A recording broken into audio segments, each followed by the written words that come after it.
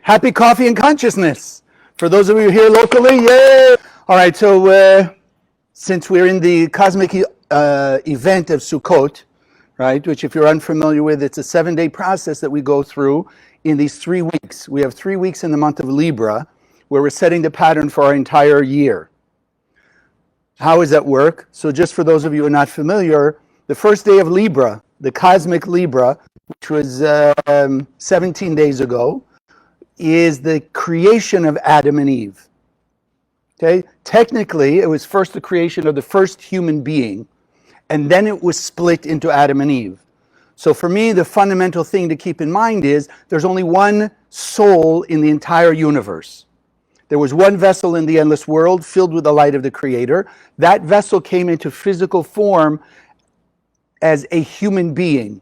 The hard part for those of you not so familiar with Hebrew, when you say Adam, it just means also a being. It doesn't mean Adam as in Adam, but it sounds the same because Adam, the name Adam, if you remember, it says God took some dirt from the 4 corners of the world, brought it together and created that first human being, meaning the body of humanity, the physical body, is drawn from all the elements of the physical world, as we would expect. The soul comes from the endless world. So Adam is the same root as Adamah, which means the dirt, the ground. So the first being was drawn out of the ground. Then when they split, when it's, as the Bible says, which we know is only basically a metaphor, but we do believe that it's true, then as it says, God took the bone, doesn't really say a rib, but took the bone from the side of this being and built it up into a woman, which is Eve. So now you have Adam with a capital A and Eve with a capital E. But there's only one soul in the entire universe. For me, it's essential that we keep that in mind now. Why? Because when you look around the world, what allows us to be angry at other people? Because they're different than us. They're separate from us. So they did this to me. They said this to me. They acted that way towards me. But if you look in the mirror, and yes, even when we take ourselves to task, when we look in our mirror, we say, oh, that was a stupid move, or why did you do that, or whatever it is. But when you look in the mirror, do you have any consciousness that it's anybody else? You look in the mirror, you see your face, you say, oh no, that's not Chaim, that's Shmuel.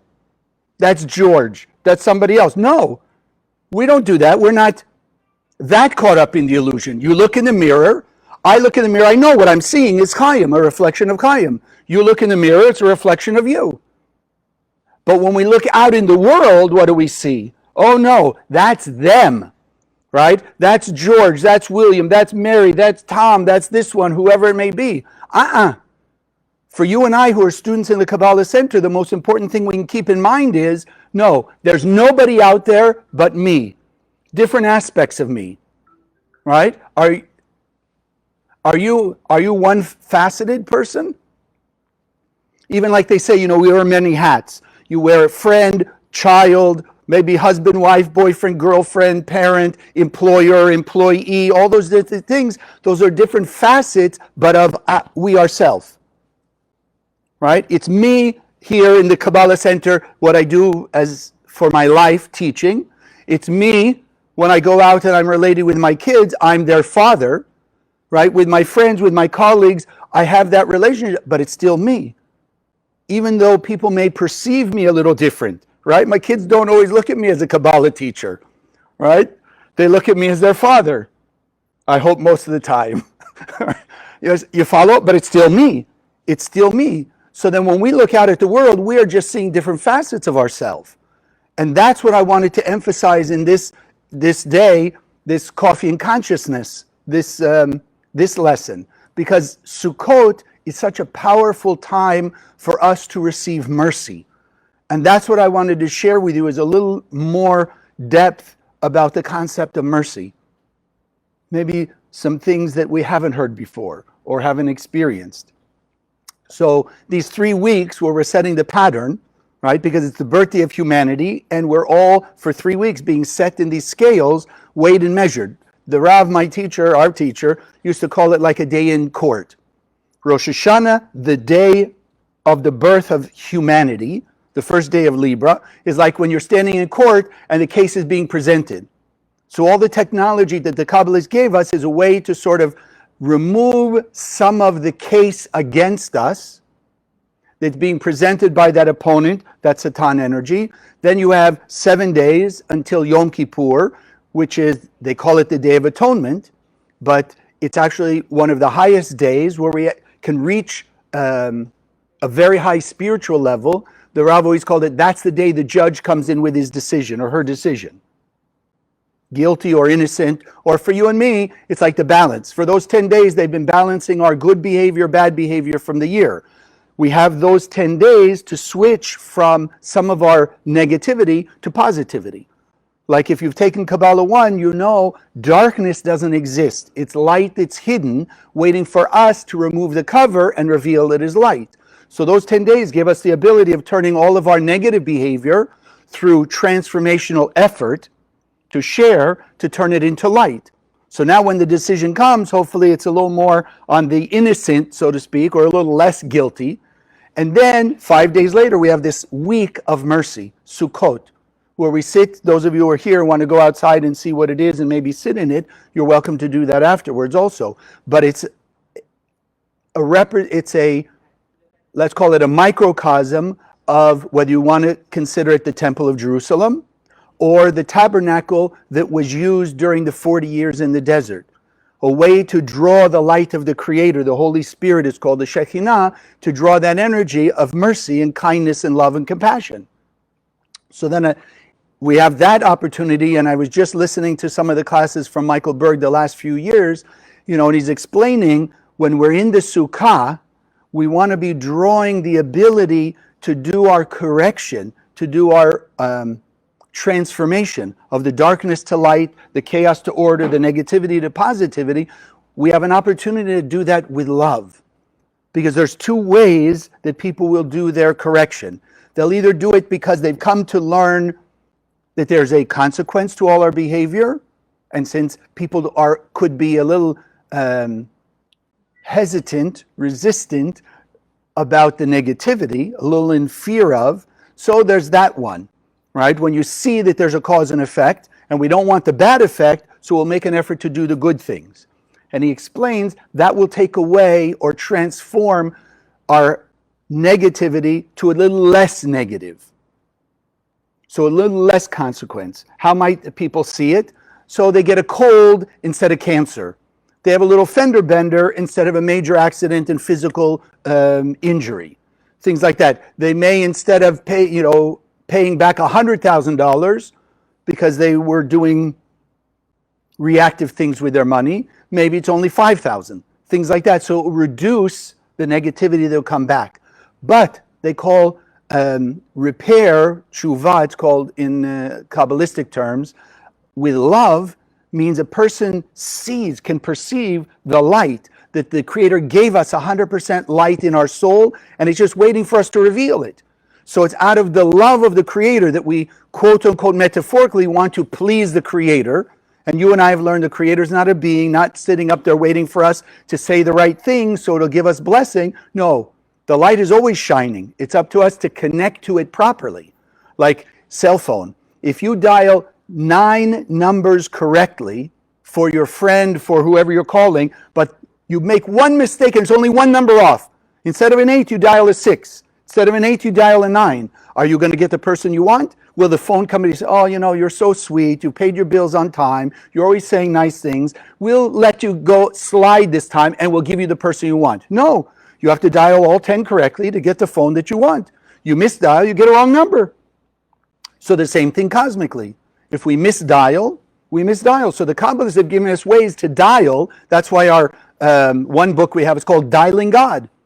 If you know how to dial all the right combinations of those energy forces called the Aramaic letters, then you're accessing the light that you're supposed to be getting. If you misdial, okay, you miss it. It's not a sin. Please don't think like that way. It just means you didn't get it. Like you dialed the wrong number to your friend and you get somebody else, oh, excuse me, I'm sorry, I dialed the wrong number. Not a sin. Nobody's going to really take you to task with it. You just redial and connect. This is how we want to think. This is how we want to keep in mind. But when we do it out of love, it's because we can see. We know the Creator implanted Garden of Eden in us. We first existed in this world in the Garden of Eden. We feel in our heart and soul all the good we're supposed to have. We're supposed to have great relationships and happiness and joy and protection and prosperity and all those wonderful things, and we run after it. Like Rav Ashlag makes it very simple. People either run away from pain or they run towards pleasure. So the yira, sort of as they usually call it, the fear of, is when they're running away from pain. You and I want to grow to the level where we're running towards the pleasure. Why should I wait? Prevention is better than cure, is it not? So let me ask you, why do people make an effort to do prevention? Why don't they just wait until they're sick or the business falls flat or things like that and then go after fixing it? More painful to wait until everything falls down and then rebuild it. But why is it, and relative to what we're saying today, why is it that a person will make the effort? Because prevention also takes effort, right? You got to do things when you don't perceive the reason. Right? Nothing going wrong. Why should I make an effort to share more, be more caring, kindness, generous, or whatever it is? Prevention, right? Why should a person diet and exercise to prevent disease or illness instead of just eat all the things they want, all the bad stuff, and then when they get sick, they'll go to a doctor or they'll find some way to cure it. So what gives us the ability even for prevention? We're looking for the pleasure. The same way we just talked about, to do more actions of transformational sharing, extending ourselves to be more generous than we've ever been, to be more kind than we've ever been, to be more compassionate and more forgiving. That's what prevention is. Reveal light up front rather than waiting for the packages of light that we surrounded in a shell of anger, jealousy, greed, ego, fear to come with it. No, up front. Be more generous, be more forgiving, be more tolerant. Then you're preventing all the trouble from coming your way. That's what you and I are learning. But it's not easy because that voice in our head will tell us why. Everything's going so well now. So it's just like people right before, heaven forbid, but right before a person is diagnosed for cancer. Most of the time, or many times, they don't feel bad. They may even feel good. Then they went to the doctor and they did whatever it was, the checkup, and they said, oh, Mr. or Mrs. Jones, whatever that, look, we found this. Now all of a sudden they're shocked. Why? Because they didn't feel it. So translate that to our spiritual work. You're already doing nice. Hopefully we're all scanning the Zohar, we're giving our tithing, we're making an effort to be kinder and nicer, etc. Why should I push myself even more? So out of fear of whatever part of our 100% is still hidden in the darkness of our previous reactive behaviors, those have to show up. Or out of love. Wait a second. If I'm at 60% of my potential, there's 40% more light I could get to enter into my eternal bliss, my peace of the Garden of Eden, heaven on earth.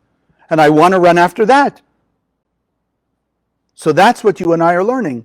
Now comes this idea of Sukkot. So Sukkot, yes, by being in the Sukkah because of the way it's built and all the specifications and the particular energies that are there, draws this energy of mercy. And most of us will think, like in discussion of these 3 weeks and the 3 major events, the Rav would say, there's the day of presenting the case, there's the day of the judgment, and Sukkot is the way that a person will throw themselves on the mercy of the court. What does that mean? Like I said, if it could be a 10-year sentence, make it a year, or probation, or something less than was supposed to be. I want to show you something even, for me, more powerful and ultimately more important for what's going on in the world these last number of years, actually. Even though it doesn't sound like mercy. So, let me ask you this, and those of you here, I guess you can think about, those of you who are watching us online, just think in this last year, whatever you can remember, think of 1 or 2 events where now as a Kabbalah student, you look back and say, that was pretty reactive. That was pretty, foolish. Why did I give myself into that? Okay, so just think of it for a minute, those actions. Oh.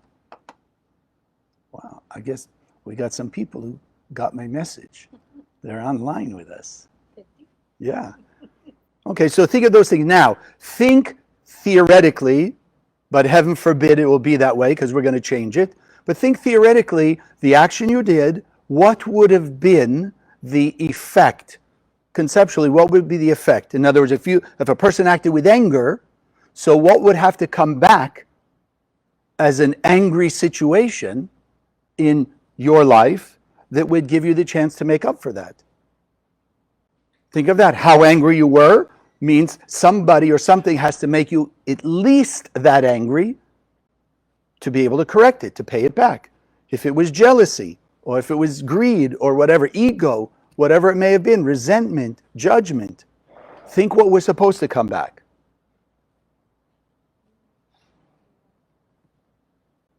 Now, think of what mercy you would like. The Rav used to say, one definition of mercy is time.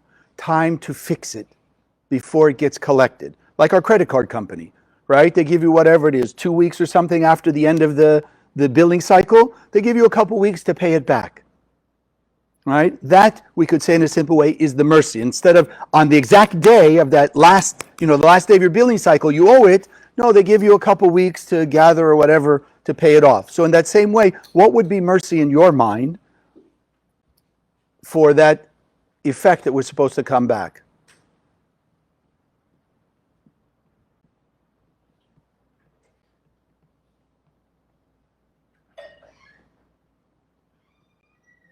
Yeah, just think about that. And again, whatever you think conceptually.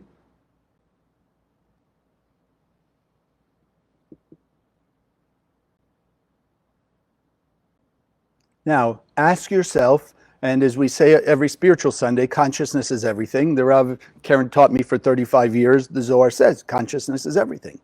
Because our battle is really here in our head. It's not outside of us. So why do you perceive the need/desire for mercy? Why would you want mercy?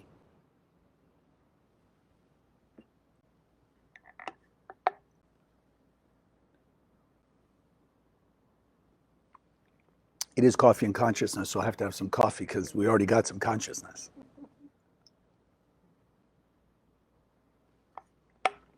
So why? Because we already perceive that our actions were reactive, that they weren't light-like, and therefore there has to be something coming back on us. You and I, we don't have to see it coming back because we've reached the consciousness, the awareness through learning in the center that everything is cause and effect. Everything. Everything, everything, everything. There's nothing we do, nothing that's done by any person in the universe that doesn't have or set in motion cause and effect.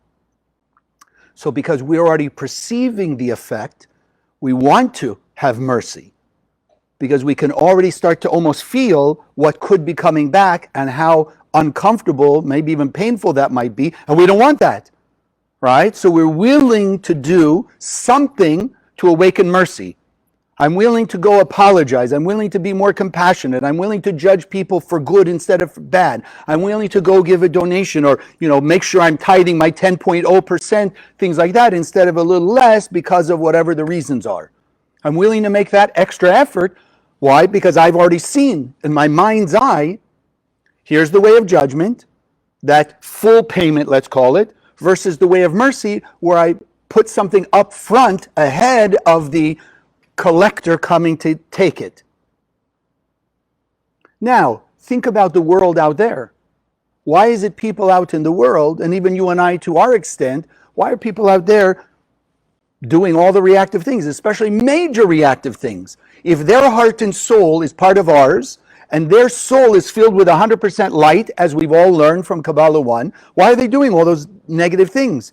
Hating people, resenting people, violence to people, stealing, all those kind of really major negative actions.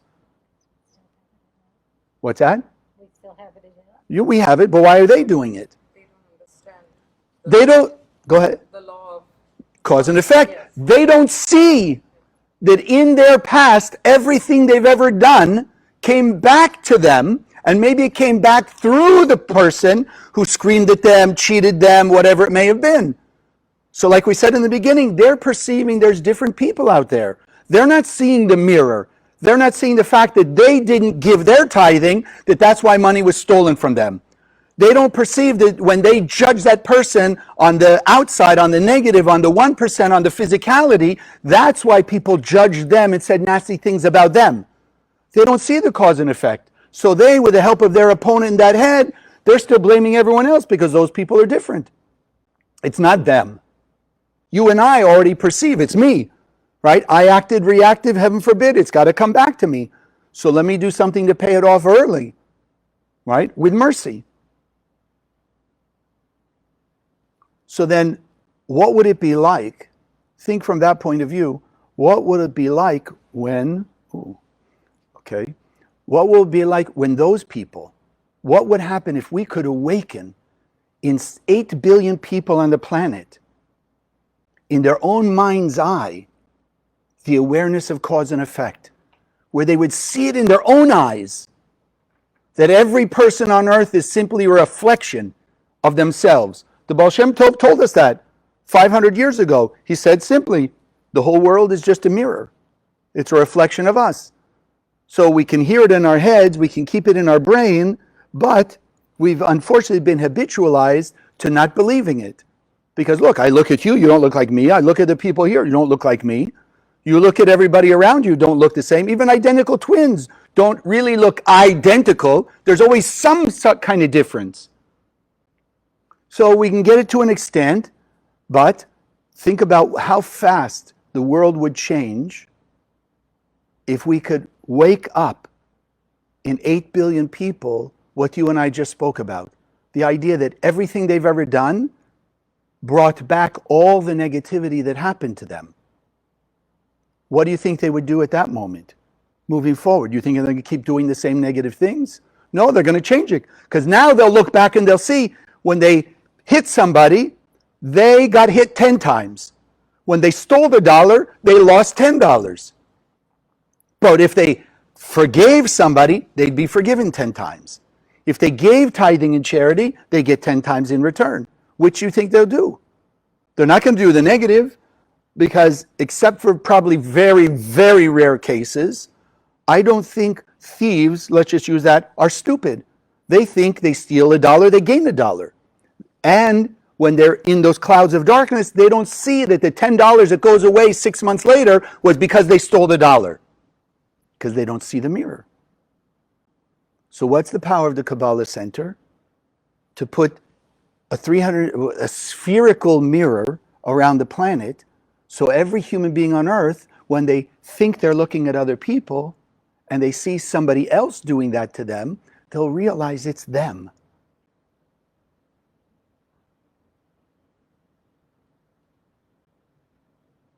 Then there's no more finger pointing. They can't say, you made me feel this way or you made me do that thing anymore.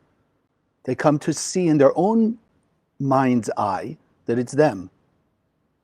And that brings me to share with you this event that happened to me last year, this time, first day of Sukkot.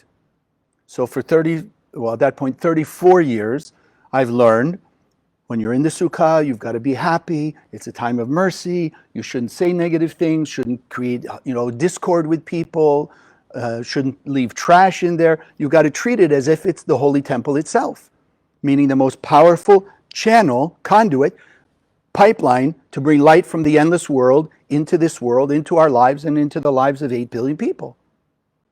So last year, on the first evening of, we listened to Michael Berg, and he's saying along the same lines, be happy, be joyous, it's a time now, you can get all this mercy, whatever. Then we go into the Sukkah to start making our first connection.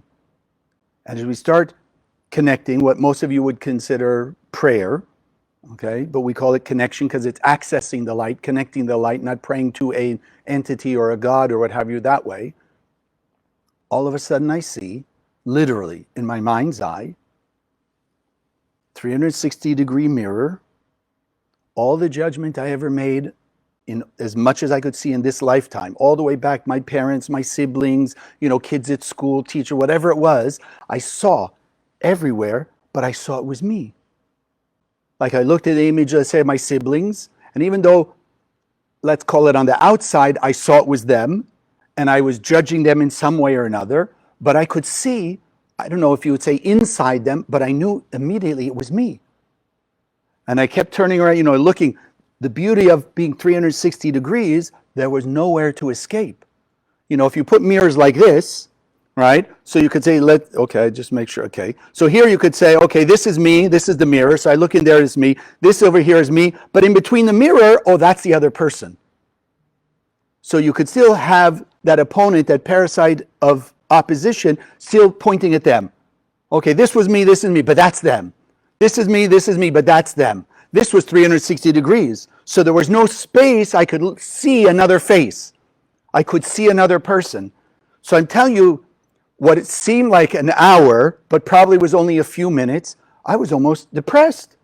Because here I'm supposed to be happy and joyous, and I'm seeing all this judgment, and it's like dragging me down. Oh my God, how could I do that? What could go on? Blah, blah, blah, like this and this and this. And I'm going, I'm thinking, no, it's mercy. This is mercy. It's His mercy. I mean, the Sukkah, it's the mercy. And then it struck me. That was the mercy. As we've led up to this, that was the mercy, because why? It was so painful that when I looked at these people, even the ones I loved, my parents, I didn't hate my parents or my siblings or anybody really, but I could see the judgments and I could see it was me. And because it was so painful and I was aware it really was me, 34 years I had it in my brain, but I can't tell you I lived it 100%. In this case, it was so clear and so painful from the inside that I realized that's the mercy. That's the mercy. That instead of having to have it, heaven forbid, a billion times, from the outside come back to me that way, I felt it was so strong inside me, the distinction between, judging them and all the justification. Doesn't mean they didn't say or do the things that I judge them on, but the judgment is my free will. Like we learned from Kabbalah 1. Whatever I do comes back to me. So a person could do the nastiest thing to us, but we still have the free will to decide, do we want to hide our light by reactive behavior, or do we want to reveal greater light by proactive behavior? That's our choice. What they did was their choice. What we do in response is our choice. Not easy, because we're so habitualized to those knee-jerk responses, right? They scream at me, I scream at them. They judge me, I judge them. They're jealous of me, I'm jealous of them. Whatever. We're used to that. So it's difficult. But because I'm telling you it was so painful on the inside, I'll tell you, live stream, since that experience, I basically, I can't judge, but I'll tell you, every time, up to this day, every time I start to feel like, one way or another, I'm pointing the finger, oh, look at them, look at them, look at them. Either I catch it myself right away, or I get some kind of smack in the head. And what's that in you? What does that represent in you? How are you that same way? How are you an angry person? How are you egotistical? How are you judgmental? How are you resentful? Like that. And I get it like that. So it's been truly a blessing, even though it was difficult. Now, what's the beauty of the center? And this is, after 30 some odd years, you have a lot of pieces, like of a puzzle, and these last couple years, the pieces starting to come together in new ways. That's why I always share with you, those of you watching us, at least once a year you have to go back and take Kabbalah 1. Because it's the big picture, it's the ultimate, it's the foundation. And if you want to grow to your 100%, like a 100-floor building, obviously the foundation's got to be stronger than if you're just building a 3-story building. So if we keep strengthening the foundation, it comes simultaneously with the ability of going up another level of our spiritual growth, manifesting another level of our potential till we reach 100%. Then we're done. Then the foundation obviously is strong enough and we've achieved our 100%. So what's the beauty of the center? And this has been probably my favorite verse in the Zohar for years and years and years. And I'll just read you straight in the English since we're on a time schedule, so to speak. So he says here, it's verse 90 in the section of Naso, under the section called the Raya Mehemnan, the faithful shepherd. So this particular one is in this chapter 5, a wife suspected of adultery, is it? But it's verse 90. And it says, but the wise shall understand, which is a quote from the prophet Daniel, since they are from the side of Binah, those of you know the Sfirot, sort of our energy storehouse. It's where every time we are drawing energy of the light, we're getting it through that place called Binah. It says, since they are from the side of Binah, which is the tree of life. So the tree of life is pure light. It's our piece of the Garden of Eden, piece of heaven on earth, etc. For them, it was said, quote, and they who are wise shall shine like the brightness of the firmament, the heavens, also from the book of Daniel, with your composition of Rabbi Shimon Bar Yochai, which is the book of the Zohar. The book of the Zohar, from the light of the supernal Ima, mother, called repentance. And again, Ima is another way, just to make it simple, of saying Binah. Right? Our spiritual mother is the level of Binah, the spiritual father is Chokhmah, and here you say the level of Ima, Binah, is called repentance. What's repentance? As we were saying before, Kabbalistic, it's called Tshuva, the repair. Not just asking forgiveness, not just apologizing, the actual repair of our negative behavior. So the book of the Zohar is Binah, tree of life. The book of the Zohar is related to that spiritual mother, which is the power of repairing our negativity. Like a person, heaven forget, to get a fender bender. When they go to, let's say, the best body shop, by the time it's repaired, you'd never in a million years know that there had been an accident. That's what our opportunity is, to go back to our original purity. That's real repentance. Quick story, like the Rav used to say, like most of us familiar. You're going to a movie theater or whatever it is, and you're walking down the aisle, you're scooching in front of people, and you happen to step on somebody's foot. So the Rav would say like this, so somebody steps on my foot, and what is the automatic thing? If you're a kind person, you turn and say, oh, excuse me, sorry. And the Rav would say, the first time I heard it, I think we're all shocked, because the Rav and Karen, so loving and so, but the Rav would say, no, I don't excuse you. And then the Rav would say, why not? Aren't I a nice person? I mean, said, because my foot still hurts. Real tshuva, real repentance, real repairs make the foot stop hurting. You step on the foot and say, excuse me, my foot still hurts. You're moving on, but my foot's hurting. So I got the damage and you think you're clear of it. No, heal my foot, so to speak. Now you're clear. So when we've done something reactive, we've acted with anger, the only way to be clear of it is to remove that piece of anger within us by transformation to kindness, patience, compassion, forgiveness, tolerance. Now you've replaced, so to speak, that behavior of anger. It's completely disappeared into the light of kindness or forgiveness or tolerance. Like your room. You walk into your house at night, in a dark room, when you turn on the light, what happened? You remove the darkness and revealed the light. The darkness isn't still there. It disappeared. It turned into light, because there's really no such thing as darkness. That's the power of tshuva, and that's what he's saying here. This is the power of the book of the Zohar. They do not require a test. And because the Israelites, meaning all of you and I who are learning in the Kabbalah Center, basically, the spiritual people who truly understand mind over matter, and because Israel doesn't mean Jew, or it'd say Jew. So please don't go there. And it doesn't mean the land of Israel. It means that from the 12 tribes of Jacob, who is also known as Israel, which is basically most of the world. Because Israel in the future will taste from the tree of life, which is this book of the Zohar. They will leave the exile, chaos, with mercy. They will leave the chaos, the exile, with mercy because of the book. Why? Now, this for me was the whole point. Because you and I have learned that the book of the Zohar is not just a book. It's not about the wisdom that we get in our brain. Because there are a lot of smart people on the planet who still do stupid things. You and I, we're smart people, but we still have our reactive behavior. And when we look in the mirror, we say, oh, that was kind of stupid and foolish. So we still do those things. But when you awaken the light in the soul, and it's strong enough, like you and I were just talking about, when you feel the pain of that reactive behavior that you did looking back, now you want to transform it. Now you want to transform it. So the point of the book, since it shines the infinite light, the only thing that connects us directly to the endless world, Zohar. Our soul is connected, although we have the ability of covering it up, the Zohar just radiates light. That's why it's called Zohar, illumination, the book of splendor, shining light. So think about it. If the world, you go out to, let's say you go out to a football stadium, right? And before all the crowd comes in, it's, a night game. So before they turn on lights, what do you see on the field? Light or darkness? It's darkness.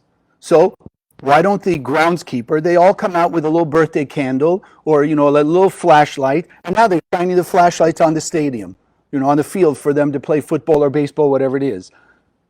It's true. Some light will remove some of the darkness, but you'll still have enough darkness that when the ball, let's use baseball, when the ball is being hit, it'll sort of fly between light, darkness, light, darkness, light, darkness. You follow as it's traveling because it's not completely bright.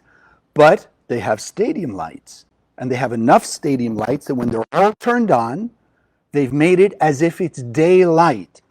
There's no spot of darkness. So now when the ball's hit, you follow, it's very clear. They can see it from beginning to end.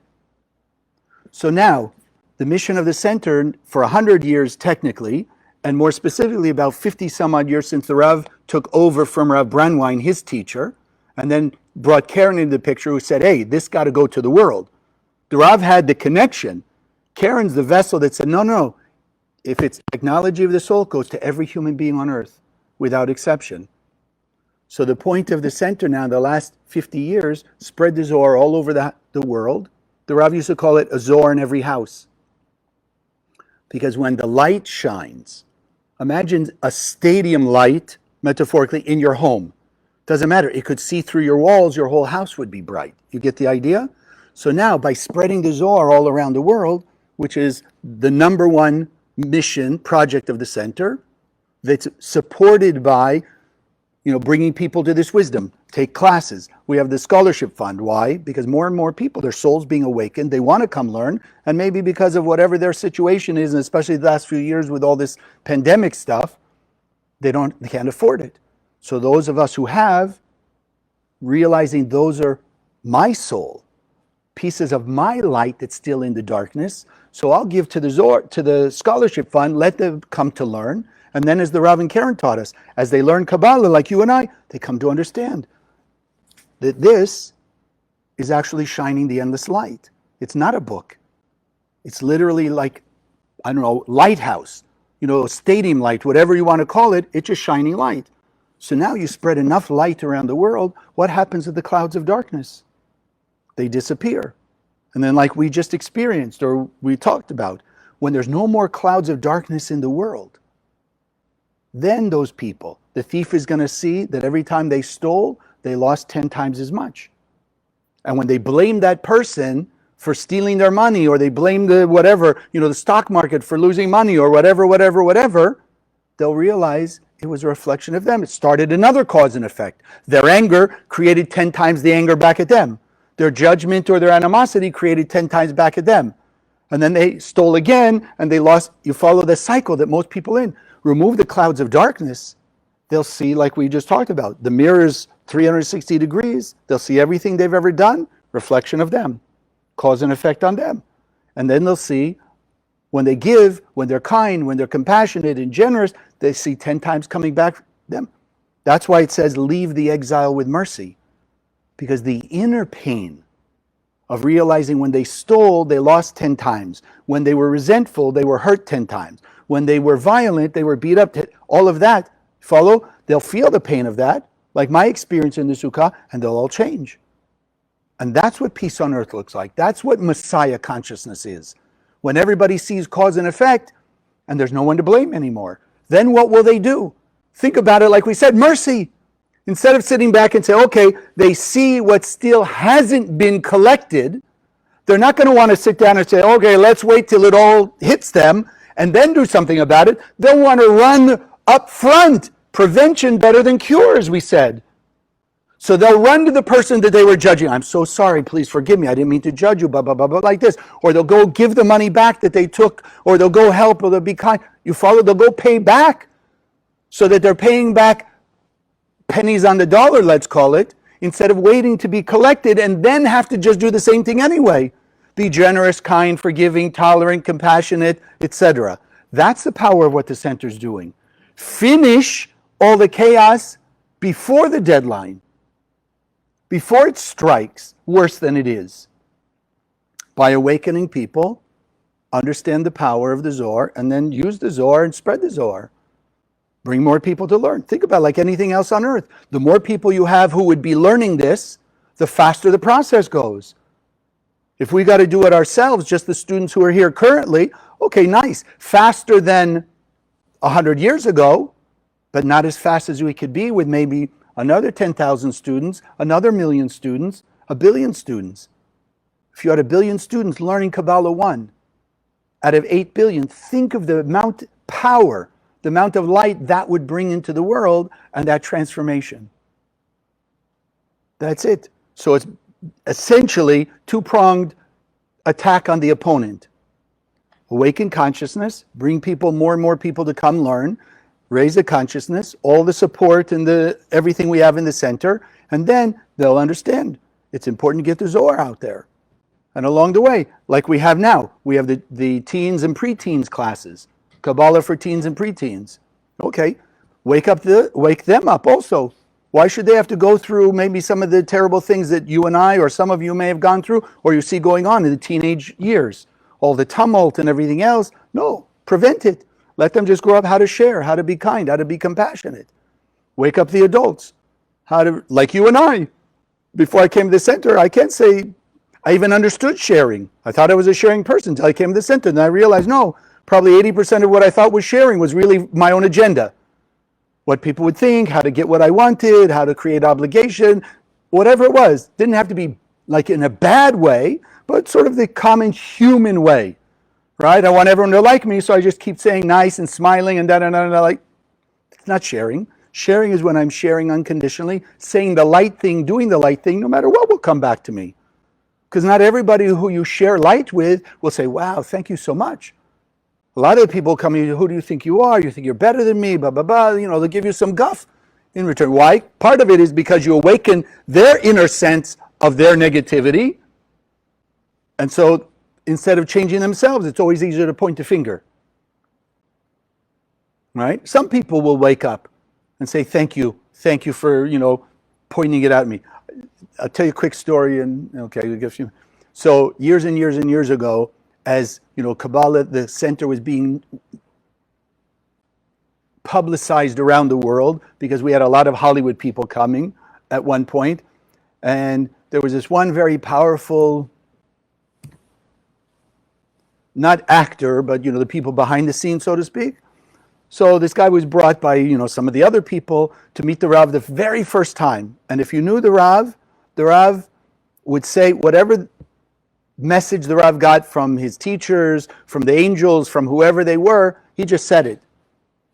Just unconditional. Didn't matter who, what, when, or where. So here comes this very powerful person. We think, wow, if this guy gets connected, it can spread a lot of, spread the word.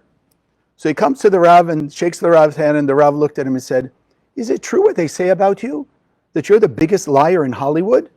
Just like that.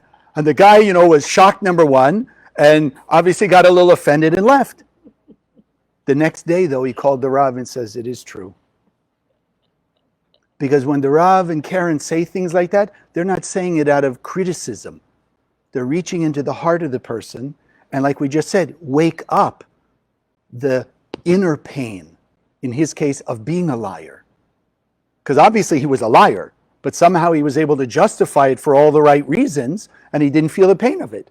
But when the Rav looked at him and said, is it true what they say about you? You're the biggest liar in Hollywood? Those words, which are vessels, our words, thoughts, and actions are only vessels. What they will touch in the other person is relative to what we put inside the vessel. So in the Rav and Karen's case, they put love and light inside. So it went through his lying curtain and went right into his heart. And that's why he was willing to call the Rav the next day and say, yeah, it is true. And that awakened some change. All right? Because once you kind of admit it, you confess it, it's like right in front of you. You can't deny it anymore. Right? You can deny to all the outside world and almost be justified on the inside. But once you confess it, it's hard now to deny. All right? So this for me is the whole power of the center And what's going on in the world now, people are just being squeezed. It's being squeezed. So there's more external pain. So you and I, who are students in the center, it's up to us to speed up the process, because we are literally in a race. Without giving you all the details, because it's a little beyond the scope of this particular afternoon, but there is a deadline coming, and it's coming faster. And the closer the deadline comes, the more intense it is. So you look back the last 10 years or so, the intensity of good and bad, the Zohar calls it oy, like woe, and ashrei, blessed. So the gray is moving out into light and darkness. And that's how we know the more intense that's getting, the closer we are to the end. Because like we just said, the more the darkness concentrates, the more inner pain people feel, which will speed up the process. You and I, who are speeding up our running after the pleasure, after the light, we're speeding up that process for those people in the darkness, because the more light we shine and the more Zohar we spread, the faster they will feel that inner pain. And like we said, it sounds almost like it's judgment, but it's mercy, because it's waking from inside, where there's no way they can deny it. When they perceive pain from the outside because what was said or done to them, easier to ignore that it's coming from inside and just blame everyone else and then just keep being mean, rotten, and nasty. But when it comes from inside, it's hard to look outside and say, they're making me feel that, they're that. Because like my experience, you see yourself, you can't deny that anymore. And that's what we're doing. That's the beauty and the power of the center, is to make that happen faster, because we're in a race with this Satan, the opponent, the angel of death, the negative inclination, whatever name you want to give it, it's all the same thing. It's just the thoughts in our head, stream of consciousness of justifying and rationalizing all of our negative behavior. So the faster we get rid of that, the more difficult it is to justify and rationalize, and then we'll just do the opposite. The faster we'll be running towards the Garden of Eden. It's right around the corner. Okay, as long as we're here, if you guys have any questions, we have a few minutes. People online can maybe benefit from your questions or thoughts or something. Okay. Questions, Okay. thank you, Yeah. amen to everything. Okay, yeah, okay, great. Okay. Well, so whether you're in a sukkah or not, just understand cosmically, if you're near a center or you know somebody who has a sukkah, go sit in it a little bit. But meanwhile, just think, we have until Monday night, you have the opportunity to be immersed in this energy of mercy. And yes, and maybe some of you will have that experience similar to me, where you'll start to feel the inner pain, because new things will come to your mind. Oh yeah, when I act, once you learn Kabbalah 1, you understand reactive, proactive. It's not so difficult a concept. What's hard is, as we said, to confess it to ourselves. So at least accept, connect to the energy of mercy that's pouring into the cosmos until Monday night, and use it to wake up at least the sense of pain for what you know, and also the vision of things you didn't know.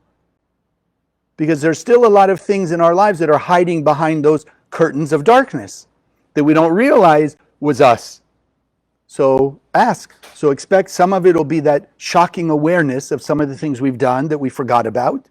And some of it will be just a clearer understanding of a higher level of our reactive behavior, which for most of us will be more subtle, right? Like I often say, for students who are in the center, if you've been in the center, let's say a year, I don't think your opponent could really, that parasite in our head could really say, go rob the bank because you need money, or go beat up that person because of what they said. Harder for that. The more subtle things is, let's be jealous, let's be envious, let's be gossip, certain things like that. They're more subtle, not the more physical, dense type things. It's the more subtle things. So when they're more subtle like that, you need a brighter light. Years and years ago, when I was in 7th and 8th grade, I was involved in the community theater. And I remember the first time I saw, when you had to put makeup on for the play, the mirror wasn't just like the mirror in my bathroom. It had, all lined around it, bright lights. Why? The brighter the light, the more detail you could see to put on the makeup if you're supposed to look old or this or that or, whatever. So think about it spiritually. The brighter light we awaken, the clearer it will be to see the subtle things or the things we forgot. And that's why all of us have those experiences. You're scanning the Zohar, suddenly in your mind will come, something you completely forgot about, But now the vision shows up. Something you said when you were 8, something happened to you when you were 20, something happened maybe many years ago that you wouldn't even remembered, but because you awakened that light, suddenly now you see it. And because you see it, you can take away the curtain that's hiding the revelation of light and add that into your soul and into your life. Okay, let's see. Anybody here who's online have a quick question? Let's see if you can write it here on the, we'll give you a minute here. Anybody online has a question, you can write in that comment section. Okay, let's give them a minute. What else? What else? What's that? How many people? I don't know, I can't tell. I only see the comments.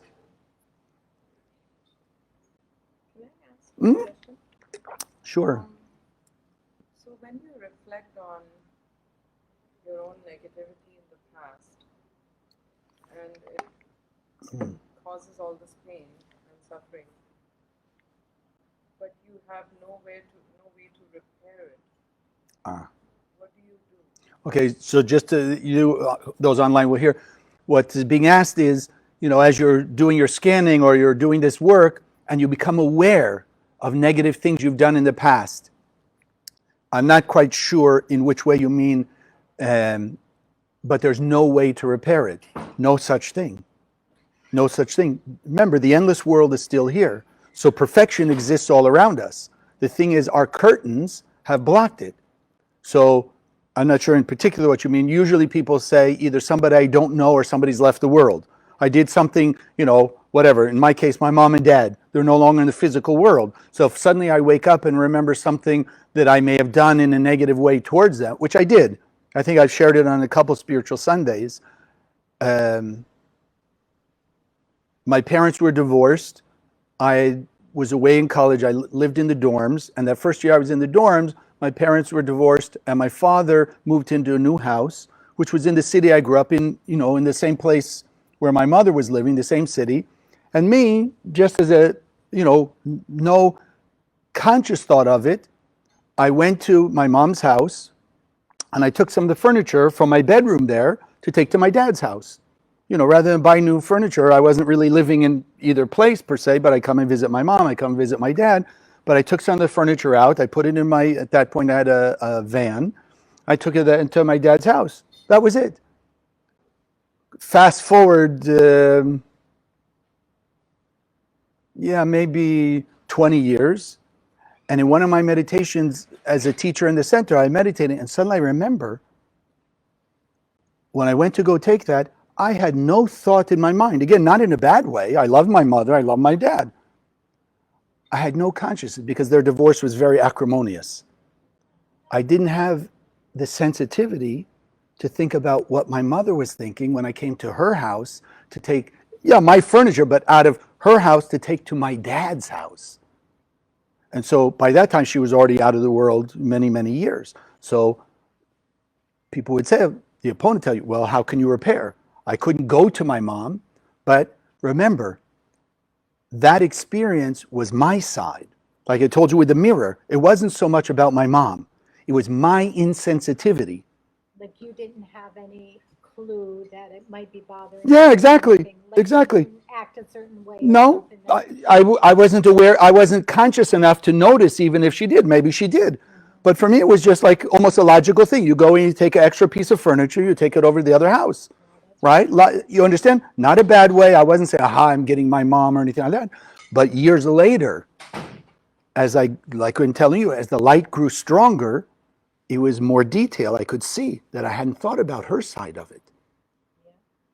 So then what do? So then, remember, it's in me.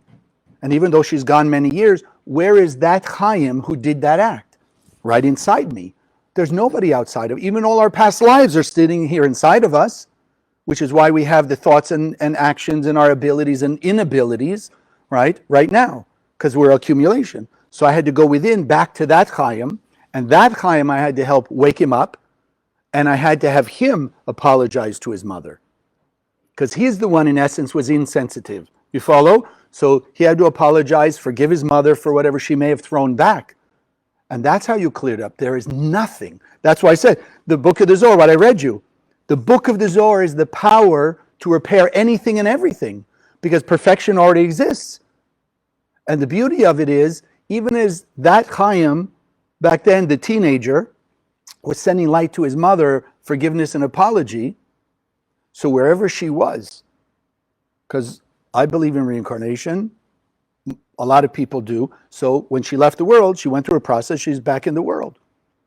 So when that version of me was sending light to my mom, I'm sorry what I did, I didn't, think about your feelings, and I forgive you for whatever you probably threw back at me. Because again, even though she loved me, that sense of hurt from her side, she's even just simply throwing the hurt energy back at me. So I wanted to forgive her for that, right? Because I understood it was sort of my action first, and I want to clean both sides of my street, if you want to call it that.